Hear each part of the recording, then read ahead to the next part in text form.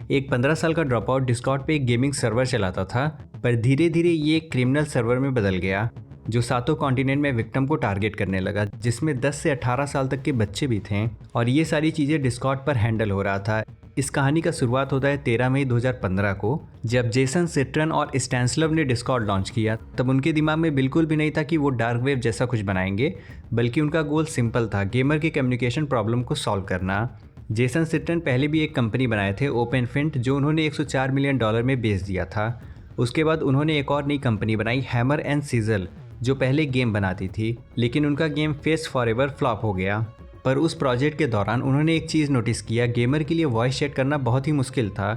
उस time Skype call drop हो जाता था, टीम स्पीक कॉम्प्लिकेटेड था और मम्बल किसी को समझ में ही नहीं आता था। तब सिट्रन ने सोचा कि गेमर्स को एक ऐसा प्लेटफॉर्म चाहिए जो सिंपल हो, फास्ट हो और रिलायबल हो।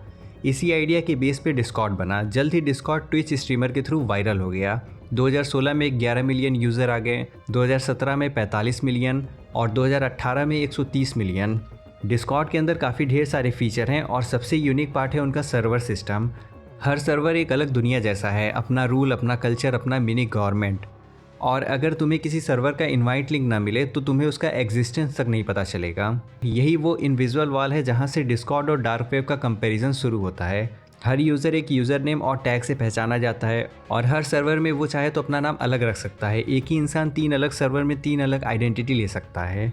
ये फीचर गेमर के लिए परफेक्ट था, पर यही फीचर क्रिमिनल के लिए भी परफेक्ट बन गया है। डिस्कॉर्ड का डिज़ाइन जितना गेमर के लिए हेल्पफुल था, उतना ही डेंजरस ग्रुप के लिए अट्रैक्टिव बन गया। और इसी इनविजुअल वॉल के पीछे शुरू हुआ एक डिस्टर्बिंग स्टोरी, जैसे कि कल्ट। इसका एक एग्जांपल है CVLT, जिसको अक्सर लोग कल्ट बोलते हैं। ये 2017 से 2019 के बीच ऑनलाइन प्लेटफॉर्म में एक्टिव हो गया था। ये group mainly Discord, Telegram, kick और इंस्टाग्राम पर एक्टिव था। इसका फाउंडर था रोहन संदीप राणे, एक 23 साल का स्टूडेंट जो फ्रांस में रहता था। उसका विज़न था कि एक ऐसा जगह बनाना जहां लोग अपनी एक्सट्रीम और हेटफुल आइडिया ओपनली शेयर कर सकें। ग्रुप में लगभग 150 एक्टिव मेंबर थे और ग्रुप खास तौर पे उन बच्चों को टारगेट करता था जो इमोशनली वनरेबल थे या जिनके पास सपोर्ट कम था। ये group properly step by step guide follow करता था। सबसे पहले वो फ्रेंडली मैसेज इंस्टाग्राम या फिर किक में भेजता था, फिर धीरे धीरे उनको प्राइवेट ग्रुप में इनवाइट करता था, जैसे डिस्कॉर्ड या फिर टेलीग्राम। फिर उन्हें डिस्टर्बिंग कंटेंट दिखाकर इमोशनली नम कर देता था। फिर उनका ट्रस्ट गेन करके उनसे एक्सट्रीम टास्क करवाता था और जब विक्टिम मना करता तब उनके पुराने फ़ोटोज़ और वीडियोज़ से ब्लैकमेल करता था। इसके अलावा CVLT ने अपने विक्टिम को कंट्रोल करने के लिए एक रिचुअल भी बनाया था, जिसे वो कट साइनिंग या फिर फैन साइनिंग कहते थे। इसमें विक्टिम को फोर्स किया जाता था कि वो अपनी स्किन पर मेंबर का नाम क्रेव करवाए, एक तरह का ब्रांडिंग। और ये सब लाइव रिकॉर्ड किया जाता था ताकि ग्रुप के मेंबर इसको एंटरटेनमेंट की तरह देखें और फ्यूचर में ब्लैकमेल के लिए यूज़ कर सकें। एक केस है जिसमें एक लड़की को CVLT के मेंबर कन्विंस करते हैं कि वो अपने घर से भाग जाए और उनसे आकर के जंगल में मिले। और इसका रिजल्ट क्या निकला, उसको अब्यूज़ किया गया। जब CVLT ख़त्म हुआ तब कुछ मेंबर ने वही फ्रेमवर्क यूज़ करके एक नया नेटवर्क बनाया, 764 का शुरुआत 2020 में हुआ। एक बुलेट 15 साल के ड्रॉप आउट ब्रैंडली चांस कोडेनहेड ने किया, जिसका डिस्कॉर्ड पर फीलिक्स नाम था, जो माइनक्राफ्ट सर्वर पर CVLT के लोगों से मिला था और वहाँ पे ग्रूमिंग का मेथड सीखा था। 2021 में कोडेनहेड ने एक नया नेटवर्क स्टार्ट किया, 764, अपने होम टाउन स्टीफनविल टेक्सास से। और 764 उसके होम टाउन का जिप कोड का स्टार्टिंग 3 डिजिट था। 764 CVLT का डायरेक्ट कॉपी नहीं था, पर उसका एक्सपैंड और इम्प्रूव्ड वर्जन था। ये शुरू से ही स्केलेबल मॉडल बनाया, मल्टीपल प्लेटफॉर्म पर एक ही साथ काम करना, जैसे डिस्कॉर्ड जो कि प्राइमरी प्लेटफॉर्म था जहां विक्टिम के वीडियोस, मैसेज और आइडेंटिटी शेयर किया जाता था। और बच्चों से इनिशियल कॉन्टैक्ट के लिए रोबोलॉक्स और माइनक्राफ्ट का यूज़ होता था और DMs के लिए स्नैपचैट, इंस्टाग्राम, टिकटॉक, रेडिट या फिर टेलीग्राम का।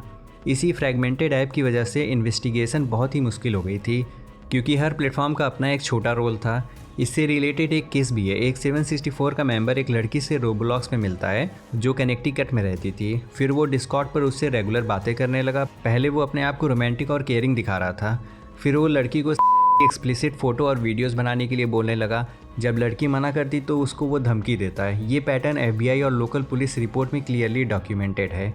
एक और केस है जिसमें जाइरो तिनाजेरो, एक 24 साल के लड़के ने एक 14 साल की लड़की को एक्सप्लॉइट किया और जब उसने अपोज किया तो उसका मर्डर प्लान बनाया। कोर्ट पेपर में उसने बताया कि मर्डर से उसको 764 में स्टेटस मिलता, यानी कि ब्रूटल एक्ट करने को लॉयल्टी प्रूफ माना जाता था।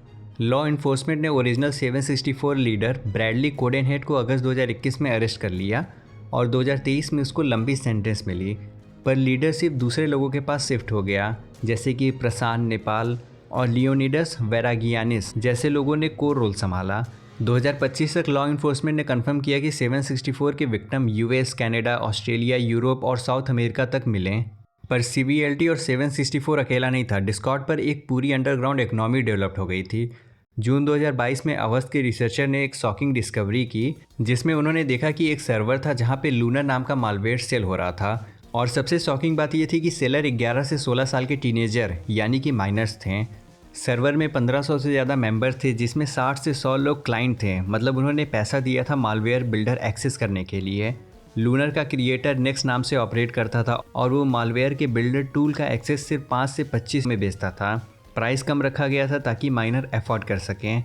सर्वर बिल्कुल एक सॉफ्टवेयर स्टार्टअप जैसा ऑपरेट हो रहा था। नेक्स्ट कस्टमर का फीडबैक लेता, गिव अवे करता और नए प्लगइन्स रिलीज़ करता। कम्युनिटी के लोग एक दूसरे का हेल्प करते थे, बग फिक्स करते थे और अपनी सक्सेस स्टोरी शेयर करते थे। ये सब एक नॉर्मल गेमिंग कम्युनिटी जैसा लगता था, पर डिफरेंस इतना था कि ये सब इलीगल काम के लिए यूज़ हो रहा था। मालवेयर भी 2 कैटेगरी में डिवाइडेड था, कुछ एडवांस इंफॉर्मेशन स्टीलर और कुछ फन वाले प्रैंक जैसे माइनक्राफ्ट या फिर फोर्टनाइट का फोल्डर डिलीट करना। और आपको पता है लूनर की यूज़र मालवेयर डिस्ट्रीब्यूट करने के लिए यूट्यूब का यूज़ करते थे। वो वीडियो अपलोड करते थे how to download crack GTA और फिर वो डिस्क्रिप्शन में इन्फेक्टेड लिंक डाल देते थे। फिर अपने दोस्तों से वो वीडियो पर पॉजिटिव कमेंट लाइक करवाते थे ताकि सबको ये जेन्युइन लगे। जब मालवेयर हैक और डिजिटल टूल बच्चों के लिए एक डिस्कॉर्ड अंडरग्राउंड मार्केट बन गया, तब एक दूसरा मार्केट भी ग्रो हुआ जहां प्रोडक्ट का कोई रियल यूज़ नहीं था, सिर्फ स्टेटस मिलता था। ये मार्केट था डिस्कॉर्ड सर्वर टैग का। डिस्कॉर्ड ने गिल्ड या फिर सर्वर टैग एक नॉर्मल फीचर की तरह बनाया था, लेकिन एक प्रॉब्लम थी। डिस्कॉर्ड ये टैग सिर्फ बहुत कम सर्वर को देता था। 150 मिलियन यूज़र में से सिर्फ थोड़े से सर्वर को ये टैग मिला था। इस लिमिटेड एक्सेस ने टैग को एक लग्जरी बैज बना दिया। जिस चीज़ का एक्सेस लिमिटेड होता है लोग उसे स्पेशल समझने लग जाते हैं, चाहे उसका रियल में बिल्कुल यूज़ ना हो। जब लोगों को पता चला कि उन्हें ये टैग नॉर्मली नहीं मिलेगा, तो उन्होंने दूसरा रास्ता ढूंढना शुरू किया और धीरे धीरे एपिक NPC जैसे फोरम पे एक पूरा मार्केट खुल गया। एपिक NPC पे डिस्कॉर्ड टैग वाले सर्वर ओपनली बिकने लगे। कुछ सर्वर 10 से $35 में मिल जाते थे और कुछ पुराने स्टेबलाइज कम्युनिटी 1000 से 3000 यूरो तक लिस्ट होता था। लेकिन ये इलीगल चीज़ यहीं तक नहीं रुका। डिस्कॉर्ड और डार्क वेब के बीच सबसे clear similarity illegal drug trade में दिखाई दिया। न्यूजीलैंड में एक स्टडी हुआ जिसमें रिसर्चर ने देखा कि डिस्कॉर्ड बिल्कुल डार्क वेब मार्केट प्लेस जैसा काम कर रहा था। 9% online drug buyer specially Discord use करते थे क्योंकि यहाँ पे डील ज़्यादा फास्ट, ज़्यादा लोकल और ज़्यादा कन्वीनियंट था। सर्वर सिटीज़ के नाम पे चलता था और सर्वर में एंट्री भी बहुत ईजी था। ट्रांजैक्शन प्रोसेस डार्क वेब का पूरा कॉपी था। पब्लिक चैनल में बायर सेलर को स्पॉट करता था, DM में बात करके प्राइस फिक्स होता था और पेमेंट के लिए बैंक, कैश या फिर क्रिप्टो का यूज़ होता था। डिलीवरी शॉकिंगली फास्ट होती थी। एक यूज़र ने बोला कि उसने जब पहली बार ऑर्डर किया तब 10 मिनट में ही डिलीवरी मिल गया था। वहीं डार्क वेब में दिन लग जाते थे। इसके अलावा डार्क वेब का एक इम्पॉर्टेंट फीचर एस्क्रो डिस्कॉर्ड ने भी अडॉप्ट कर लिया था। हाई टीयर सर्वर में गारंटर होते थे। ये लोग पेमेंट को होल्ड करके रखते थे जब तक डिलीवरी कंफर्म ना हो और कंफर्म होने के बाद ही पैसा रिलीज़ करते थे। अपने सर्विस के बदले छोटा कमीशन लेते, exactly dark web market admin जैसे। इंटरेस्टिंग बात यह थी कि यूज़र को डार्क वेब कॉम्प्लिकेटेड लगता था।